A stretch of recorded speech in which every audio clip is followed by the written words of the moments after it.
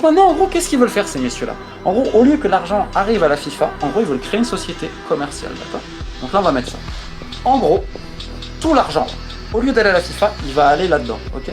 En gros, ils veulent monter une société à peu près 20 milliards, d'accord? Qui va regrouper les droits TV de toutes les compétitions, Coupe du Monde des clubs, Coupe du Monde féminine, tout ce que vous voulez, qui est organisée par la FIFA. Et ensuite, cette société-là, ils veulent ouvrir le capital.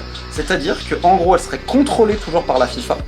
Vu qu'elle générait encore plus d'argent, derrière ils disent bon, on va redistribuer encore plus d'argent aux fédérations. Ces mêmes fédérations qui des fois braquent et qui ensuite votent pour le même président de la FIFA. Donc je pense que vous comprenez un petit peu le système. Et Infantino, en gros, explique que cette société commerciale, elle va faire une levée de fonds. Et cette levée de fonds, elle doit être énorme, de plusieurs milliards.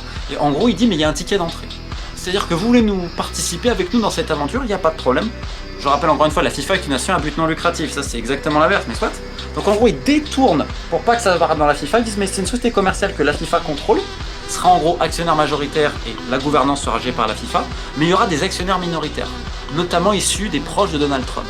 Et on apprend dans le Times que c'est le frère du gendre de Trump, donc le frère de Jared Kushner, qui à travers un fonds d'investissement serait dedans avec les grandes banques, JP Morgan et tout.